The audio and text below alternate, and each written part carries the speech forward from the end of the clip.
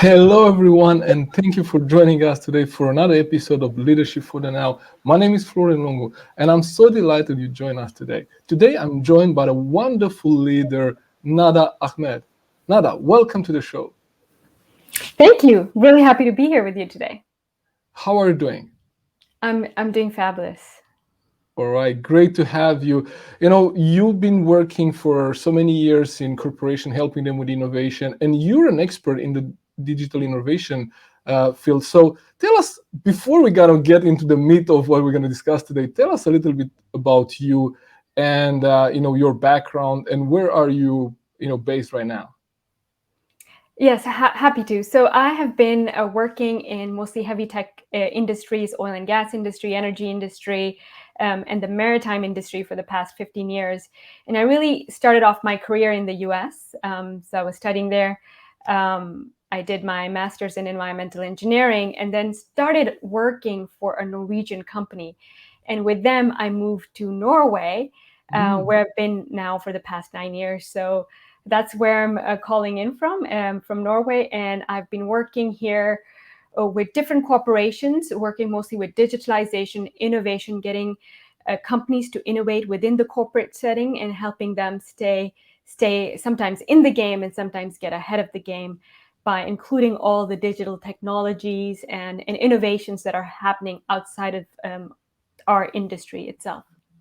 Oh, wow. Wow. So we're so excited to hear from you because I think, innovation is probably one of the competitive advantage to so many companies, right? And having someone like you with this experience and being able to share some things that I hope some of the leaders watching today will take this and implement in their businesses.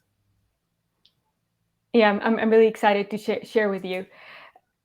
Did you have a question there? No, I think Yeah. I think your camera is a little bit out of focus. Do you want to just wave in Yeah, I front don't of know. the I was camera? trying to do that. I thought, is it better now? No.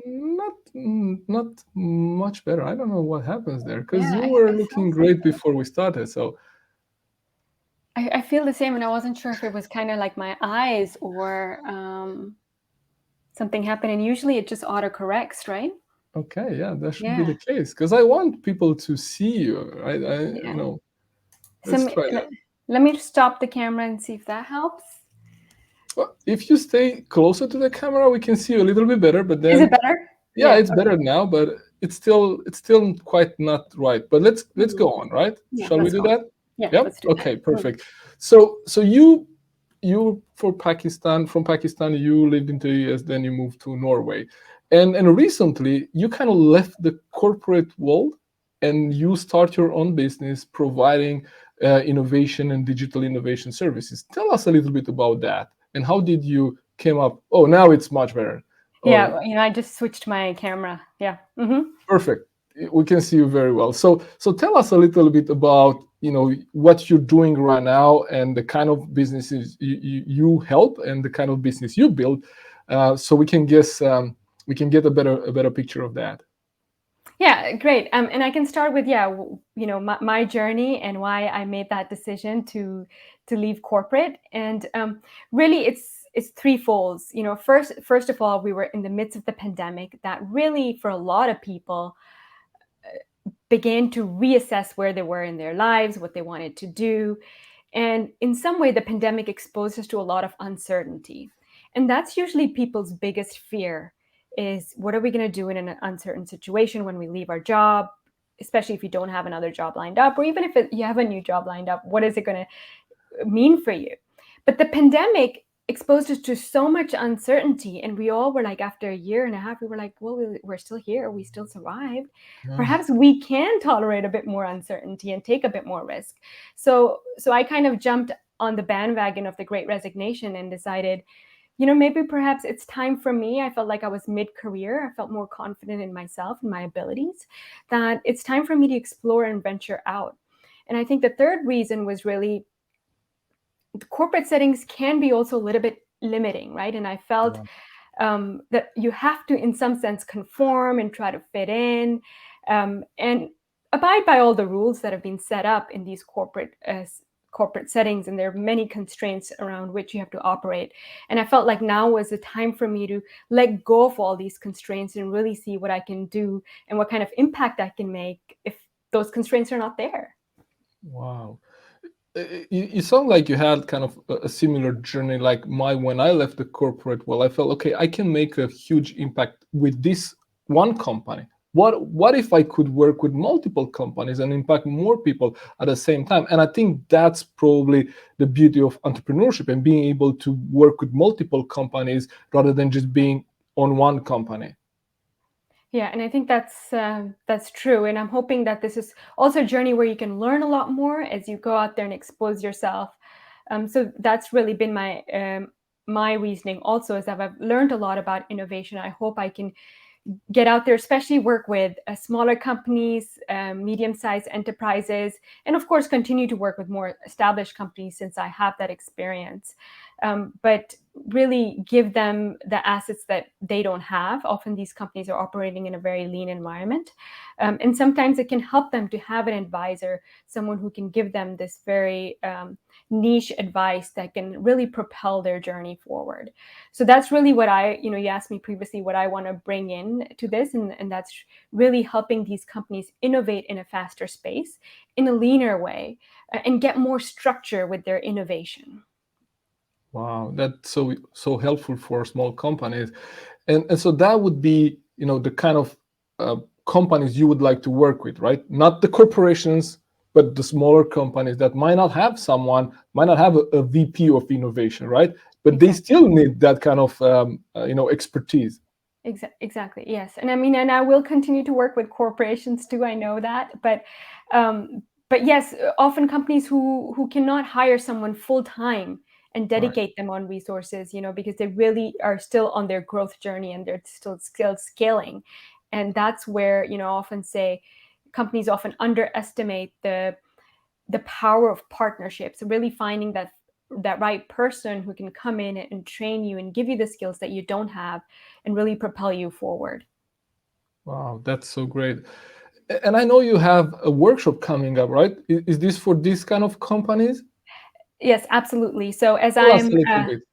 yeah, so as I'm making this program of really defining my services and how I can actually target the right companies, create the most amount of impact, I realized a good way to do that would be to come up with this 2-hour workshop where I work with these specially targeted customers, small, medium-sized companies, scale-ups, working, in the area of energy, sustainable energy, climate impact. Um, and it could really be a broad range of services that you can be offering. It's really not very industry specific. But how do we get from idea to implementation in 2 hours? That's kind of my challenge that I help them solve through a lot of design work and agile work that I've learned around my journey, helping them get structured, move away the fluff, and really get them to focus on what's the most important thing for them to focus on to actually make this idea a reality. Wow. So that's a promise, right? From idea to implementation in 2 hours. Yeah, that's what Oh, we're going wow. to do. Absolutely. So for those of you that are watching and are interested, maybe you're watching the replay, there is a link in the comments right now, and you could apply for Nada's workshop. And I think it will be a great value for you and your company. And I hope you'll apply. Yeah, and for the month of February, if you were able to book a call with me for the month of February, this is complimentary. Oh. So try to cash in on that. All right. Oh, this is a killer offer. Like, I would, if I would be you, I would jump on it right now.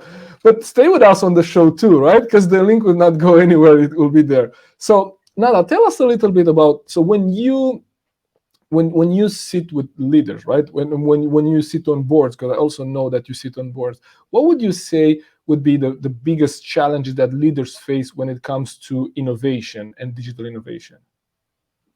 Number one, they struggle with prioritizing innovation because when I'm sitting in boards, when I'm interacting with top leaders, there's always these day-to-day challenges, these fires that they need to extinguish that take up a lot of their brain capacity. And that's where I tell these leaders that their job is to kind of be that pilot. When something goes wrong, what the pilot does is that it assigns tasks to everybody else, and the co-pilot takes on. And the pilot itself sits back and thinks, what's the next thing I need to be thinking about? Did I miss something? Did I make the right decision? And I feel like as a CEO of a company, as leaders, you need to create that space where you're thinking about the future, and not only just extinguishing fire and doing the day-to-day operations, which is obviously really essential too. But it's creating that space within your head, but also within the organization where innovation can take place. And the second thing I would say is they really struggle being able to take risks, especially if you are an established company. You haven't really exposed yourself to that much risk in the past. Maybe 2 or 3 decades. Your products and services have worked really well, but now we're in a new era. It's called the disruptive era. Tech has changed everything. Digitalization has changed everything for us. So we cannot operate in the same manner. And we'll have to go out there and take some more risks and be tolerant towards that. And taking risks means that you accept failure, that you're okay with failure. Wow, that's so good. And I'm glad that you said taking risks, because when I work with leaders, and I'm not focusing on innovation, but they sometimes, when we talk about values, they say we want to be an innovative company. Innovation is important for us. And then the next question I ask them, okay, so how do you deal with failure? Do you encourage failure, or do you punish failure? Because you cannot be innovative if you don't encourage failure. One of my mentors actually had a failure meeting. So he forced his team to come to the meeting with something new that they tried this week and didn't work. And he said, you better come to the failure meeting with something that you tried and failed at. And that's, absolutely driving innovation. Exactly. I love that. I mean, we should be allowed to make mistakes. We're going to make them anyway, even if we're not allowed. Right? Yeah, exactly. But it's like not holding your team accountable for every time they fail. If a person gets fired or they get demoted, then you're not sending the right message. Yeah. As a leader, you have to show your team that you have their back, that you trust them, and that they can make mistakes, and it's okay. There's a room for us to play with here. Yeah. And so what would you say to a leader which is risk adverse? Is there a formula, like you can risk like 10% of, you could take, I don't know, is there a formula that they could use to take some calculated risk? Yeah, I wish there was a formula, right? And not everything is so calculatable. And actually, if you look at how people make decisions, a lot of people make their decisions based on their gut feeling. And so you can do all these analysis, you can create this Excel spreadsheet, but you can make it go one way or the other based on your gut feeling. And that's really what people do. Yeah. So there is no one formula. You just have to, in some way, maybe go with your intuition, go with your experience, or bring in advisors, bring in consultants or people who have that exposure to be able to tell you, is this something that I'm going to be able to, can I tolerate the risk? And I think a good way to do that is also to ask yourself, what's the worst that could happen? Yeah. Right? Really write down the worst case scenario. How much would you lose if that were to happen? And then you realize actually it's not so bad. And when you look at the upside, there's a lot more to gain there. Absolutely. And also I see a trend in decision making, especially in, as you say, maybe more established organizations where they have a track record and they have when you have more or you have a lot, there is also a lot to lose. But when you are a smaller company, there is less to lose.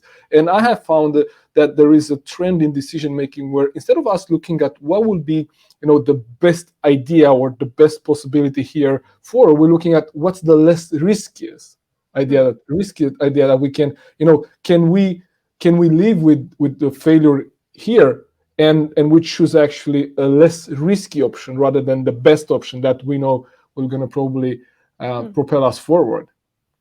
Yeah, absolutely. It's kind of like investing in the stock market, right? If you want to invest in a fund that is likely to give you a high upswing, it's also likely to give you a quick downswing if the market goes bad. Wow, thank you so much. So, okay, priorities and taking risk. Now, then, okay, when you advise someone, when you advise companies, what would be kind of the, the main questions that they have, like, what are the challenges that they bring to the table when someone sits with you? Like, if I would be a leader and I would not even know what holds me back, what would you say to me? So what I hear very often is the lack of focus. We're doing too many things at the same time. We don't have time to work on innovation, or this idea, or we have too many great ideas. So that's often one of the pain points of the customers that I work with, is helping them clear the fluff and figure out what's this one idea. If you worked on that, if you cracked the code on that, it would actually help solve a lot of your other challenges. So it's really getting clarity is often a great value for leaders and leadership teams. So getting someone in to help you with that is great.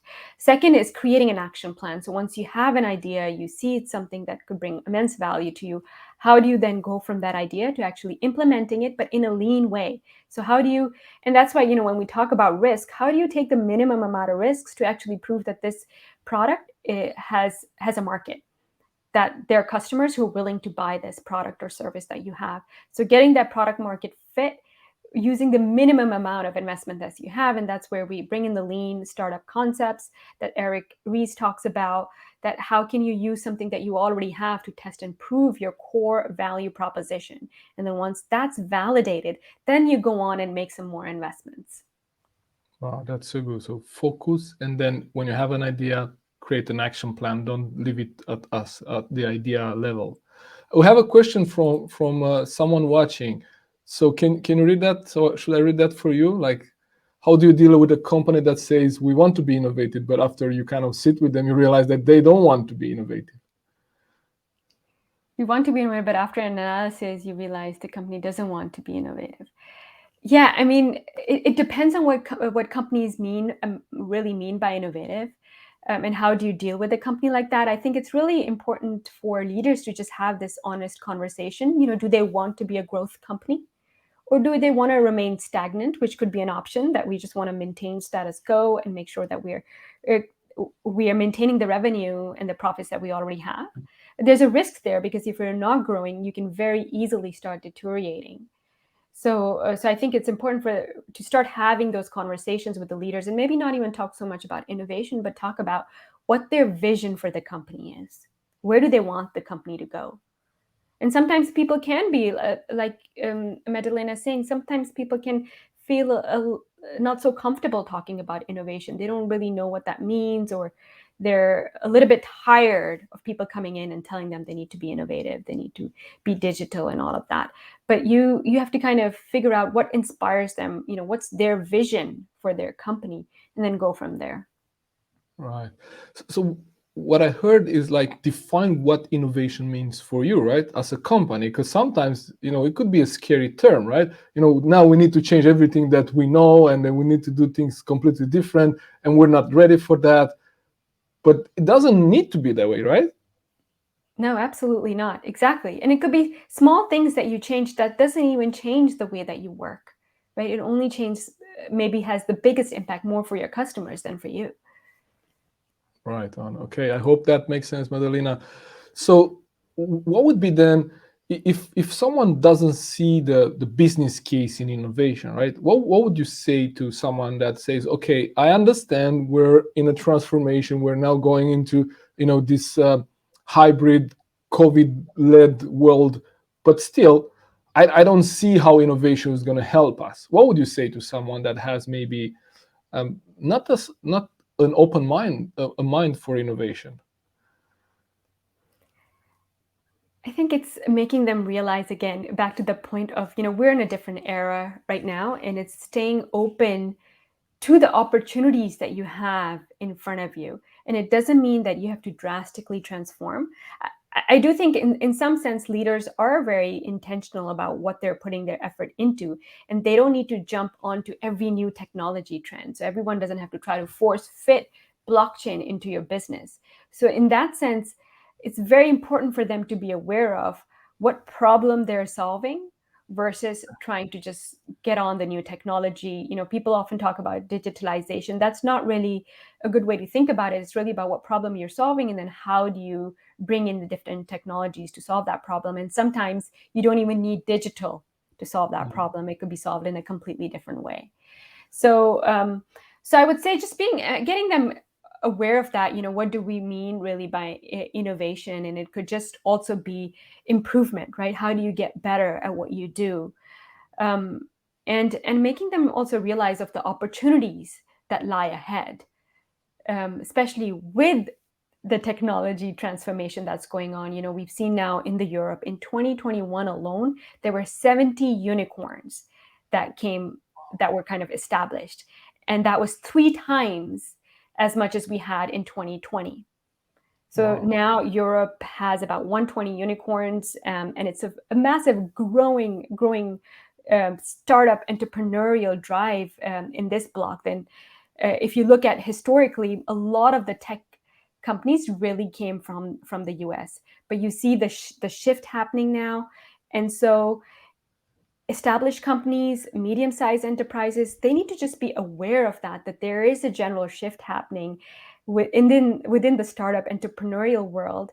And if they don't keep up, then there's a risk that they can also be disrupted. Yeah, absolutely.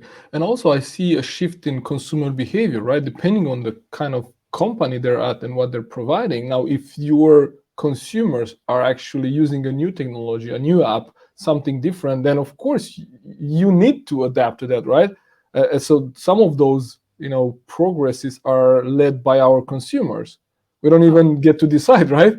absolutely. Yes. It's not even so much about the technology, it's about the customer. So Yeah, keeping the absolutely. customer at the forefront of whatever you're doing. Yeah. Absolutely. So when for those that see the value in innovation, what opportunities can you see that lie ahead of us, in 2022 and beyond for people that really embrace innovation? So I think 2022 is really going to be a fascinating year. I've already mentioned how we have this growth of unicorns all around the world. There's a lot of investment going into not only technology, but also anything that has to do with decarbonization, any low Mhm. carbon solutions that you Yeah. have. So climate tech, fintech, femtech, for women. So there's a Yeah. lot of big funds that are now being formed, and there's a big market for venture. People want to invest in new companies. People want these big challenges that the world is facing right now, especially in relation to climate change. And there's a lot of investment going in there. So it's going to be an exciting year. Wow. And tech is going to definitely drive it.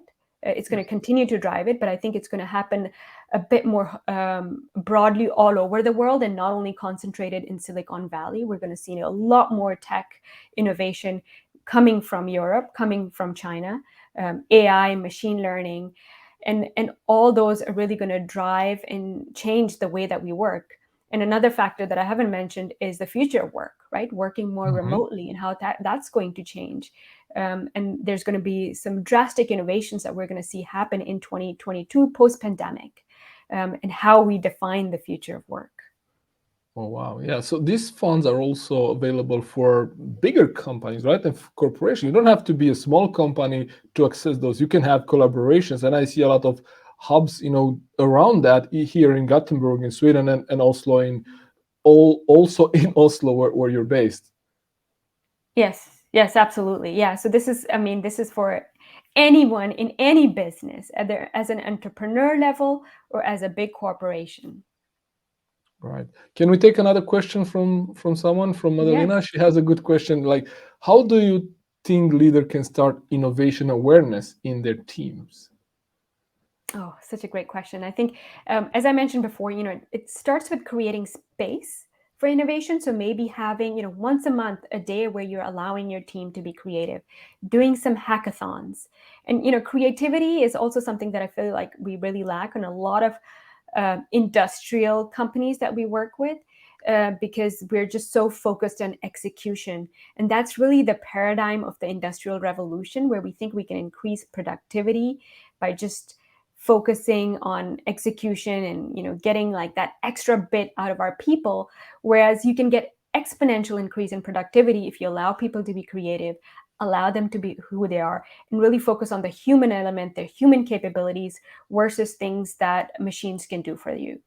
So really having that difference about what makes this person human, what tasks they're doing that cannot be replaced by a machine, and give them space to really work on that task, because that creates for more innovation, because that's what humans are really good at: creativity, seeing patterns, being able to see things holistically, and I think that will really create more awareness within your team. And then once you introduce them to a lot of innovative ways of thinking, so if you have a customer facing role, how do you get more empathy with your customer? How do you really understand what your pain points are, what their challenges are? And then you bring that into your daily work, how you do everything, and incorporate. So innovation doesn't become a side thing that you do on the side, but it's something that you do in your everyday work. Right on. And by allowing that space, you actually show that this is important, right? I know tech companies that work with an 80-20 formula. 4 days a week they work on customer deliveries, and 1 day a week they actually work on innovation, or they work on ideas they would like to try and work on. They're not yet at implementation phase, but they have that space. So it's making that investment and making that a priority for the team. Thank you so much. It's been lovely having you. So when it's your workshop, is that something that you offer for, is a one-on-one, or is a group workshop? Tell us a little bit about your workshop. Yeah, so the workshop, again, that's something that I can do with you one-on-one, as an innovation leader, CEO, or within the leadership team, or I can do with your team. I think sometimes it's more beneficial to do it with the team. So you bring on your different product leaders or whoever's involved in making that product or the idea that you have. And I will do a pre-call with you to really understand what your issue is that we're trying to solve, and then cater that innovation workshop to actually bring about the benefit for you and the value for you. Oh, wow. So this is a one-on-one kind of, you with one company. It's not a group workshop. Like you're really focusing on them. Yeah. So, and which also means I have limited spots. So absolutely, I can imagine. Yeah. So do bring it in, and this is again, part of me following the innovation strategy. It's experimenting, and seeing if this ends up bringing a lot of value to people. Perhaps this could be a masterclass that I could bring on to a wider group of people, and we could be kind of coaching everyone live, and we can learn from each other. So that's a great idea, Florin. Oh, absolutely, yeah. And I think this is even greater value than what I thought it is, because I thought it's more of a group workshop. But if you're really dedicating your time with one company, with their team, I think this is really something that people should not miss. So there is a link again in the comments there. Just make sure that you apply and get on a call with Nada. So the question that I like to ask all my guests is, like, what does leadership for the now means to you? Like, how would you define leadership today? So if I was to just define it in kind of one sentence, it's letting go of control. I think historically, leadership has a lot been about how much control you can have. But once you realize and have a shift of mind frame that actually when you let go of control, if you give people more freedom, that's where they take more accountability. That's where they take more responsibility. And that's where you see them really take exponential leaps in their performance and productivity. Wow, that's great. And it actually also frees up your agenda as a leader, right? If you delegate. Yeah, and it removes a lot of stress and anxiety, because you're trying to control everything, and control is really an illusion. You can't control other people. They're not robots. No. All right. Thank you so much for joining us today. You connect with Nada on LinkedIn. We share her profile there too. And make sure that if you have an idea that you want to have her thinking in helping you kind of put that from idea to implementation in 2 hours, make sure that you apply for a workshop. Thank you so much for coming on the show today, Nada. It's been a pleasure having you. Same here. Thank you, Florin. Take care. Bye-bye. Bye-bye.